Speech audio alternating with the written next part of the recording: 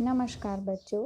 आशा है आप सभी अपने घर पर स्वस्थ और खुश होंगे। आज हम 9वीं कक्षा में हिंदी की पहली कविता से शुरुआत कर रहे हैं। इस कविता का शीर्षक है आराधना और इसके कवि हैं वसंत बापट, जिनका फोटो आप स्क्रीन पर देख पा रहे हैं। वसंत बापट जी के बारे में बात की जाए तो पहली बात मैं ये ज़रूर बताऊंगी कि ये कवि मूलतः मराठी के कवि हैं। उनका जन्म महाराष्ट्र में हुआ था और वे एक प्राध्यापक के रूप में, प्रोफेसर के रूप में व्यवसाय के अंदर कार्यरत रहे। इन्होंने बहुत सारी रचनाएं की हैं, जिनमें से मुख्य है सेतु, बिजली, सकीना, अकरावी, यानी ब्रैकेट में देख रहे हैं आप कि 11वीं लिखा है, दिशा, तेजस्वी आदि रचनाएं। यहाँ पर उन्होंने आराधना नाम की जो कविता लिखी है वो मूल रूप से मराठी में लिखी गई है।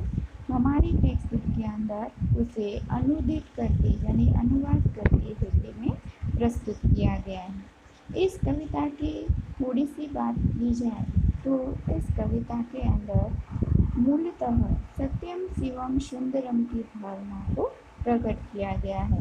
यानी कि कवि कहते हैं कि समाज के अंदर कितने ऐसे दुखी लोग हैं जिनकी हमें रक्षा करनी चाहिए, उन पर दया करनी चाहिए और मनुष्यता दिखानी चाहिए। लोगों के अंदर जो भेदभाव है या ऊंच नीच का जो रिवाज चला आ रहा है उसे दूर करना हमारा कर्तव्य है और इन सभी बातों से दूर होकर हमें विश्व बंधुत्व की तरफ आगे बढ़ना चाहिए। तो देखें कविता। कवि श्री वसंत बापट जी लिखते हैं, देह मंदिर चित्त मंदिर एक ही है प्रार्थना, सत्यम सुंदरम मांगल्य की नित्य हो आराधना। यहाँ कवि कहना चाहते हैं कि हमारा जो देह है, देह यानी कि शरीर है, और हमारा चित्त है यानी कि जो हमारा मन है, वही एक मंदिर है, वही एक श्रेष्ठ स्थान है। उसके अंदर बसा हुआ जो दिव्य आत्मा है उसकी आप प्रार्थना कीजिए। इससे क्या होगा कि उसकी आराधना से, नित्य आराधना, आराधना का अर्थ होता है प्रार्थना करना, विनती करना, उसे भजना। तो ऐसे देह रूपी यानी हमारे शरीर के अंदर जो मंदिर है उसकी प्रार्थना करने से हम सच्चाई के मार्ग पर आगे बढ़ते जाएंगे। कवि यहाँ हमारे अंदर जो आत्मा है उसी की आराधना, उसी की नित्य प्रार्थना करने की सीख देते हैं। दुखियों का दुख जाए है यही कामना, वेदना को परख पाने जगाए संवेदना। यहाँ पर कवि कहना चाहते हैं कि दुखियों का दुख जाए यानी उनका दुख दूर हो जाए, यही हमारी कामना है। कामना यानी कि यही हमारी इच्छा है। वेदना को परख पाएं, जगाएं संवेदना। जो लोग दुखी हैं उनके दुख को हम समझ पाएं।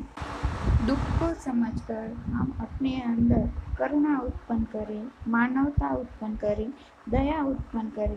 यही कवि के कहने का तात्पर्य है। यानी कि जो दुखी हैं उनके दुख दूर करना हमारे लिए सबसे महत्वपूर्ण कार्य और मानवता का कार्य माना जाएगा। आगे देखिए कविता के अंदर कविश्री कहते हैं कि दुर्बलों की रक्षणार्थ पौरुष की साधना। जो लोग दुर्बल हैं, दुर्बल यानी कि यहाँ पर शरीर से दुर्बल न होकर जो पैसे से गरीब हैं या फिर जिनके पास जीवन जरूरी वस्तुओं का अभाव है, ऐसे गरीब लोगों का वर्णन किया है।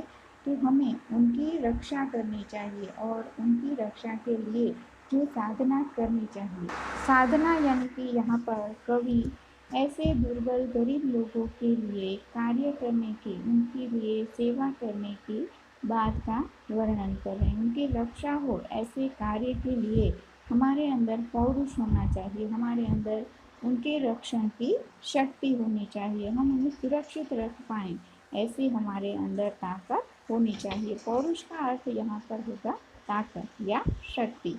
जीवन में नव चेतन हो, अंतरंग में भावना, सुंदरता की आस हो, मानव की हो उपासना। यहाँ पर जीवन में आपको नव चेतना मिले, यानी कि नया जोश मिले, नया साहस मिले, और अंतरंग में हो भावना। आपका जीवन जो है वो हर तरह से सुखी और समृद्ध हो, नए नए रंगों से, खुशियों से भरा हो, कवि ऐसी भावना करते हैं। सुंदरता की आस हो, मानव की हो उपासना। आपके जीवन में सुंदरता की आस हो, यानी कि चारों तरफ खुशियाँ हों, ऐसे कवि आस रखते हैं, आशा रखते हैं। और मानव की हो उपासना, यानी कि मनुष्य के अंदर जो श्रेष्ठ गुण है, दया है, करुणा है, अहिंसा है, ऐसे गुणों की उपासना हो, यानी कि ऐसे गुण विकसित होते जाएं, यही कवि की प्रार्थना है। शौर्य पावे, धैर्य पावे, यही है अभ्यर्थना। शौर्य यानी कि शक्ति, जोश, एक प्रकार की शक्ति हम पाएं। धैर्य पाएं, यानी कि अपने जीवन में धीरज रखें, यही है अभ्यर्थना, यानी कि भगवान से यही प्रार्थना है। यही एक बात कवि मांग रहे हैं कि हमारे जीवन के अंदर ताकत आए, लेकिन हम अपना धैर्य भूले नहीं, यही हम आपसे प्रार्थना करते हैं। भेद सभी अस्त होवें, वैर और वासना। हमारे बीच जो ऊंच नीच का भेद है, अमीर गरीब का भेद है, ये सारे जो भेदभाव हैं वो अस्त हो जाएं, यानी कि समाप्त हो जाएं। वैर और वासना, दुश्मनी है या फिर जो वासनाएं होती हैं, पैसे का लालच होता है, वो सभी बातें दूर हो जाएं, उनका अंत हो जाए, यही कवि चाहते हैं।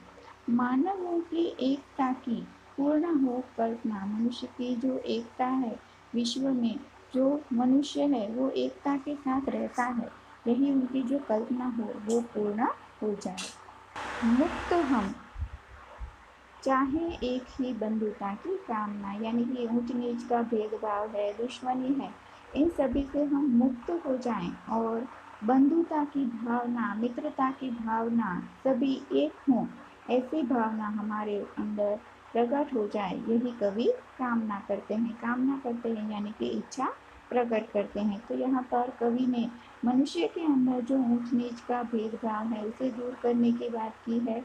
जो दुखी हैं उनके दुखों को दूर करने की बात की है। मनुष्य के अंदर करुणा, दया जैसे भाव उत्पन्न करने की बात की है।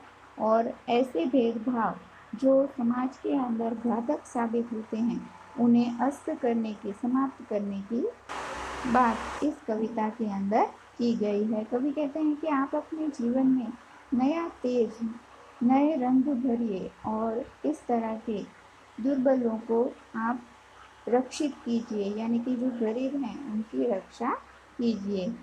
बिल्कुल संक्षिप्त में बताया जाए तो यहाँ पर मनुष्य के अंदर जो दया करुणा के गुण हैं उनको प्रकट करने की बात की है और विश्व बंधुत्व की बात की है, यानी पूरा विश्व ऊंच नीच के भेदभाव को दूर करके एक हो जाए, यही कवि की इच्छा है।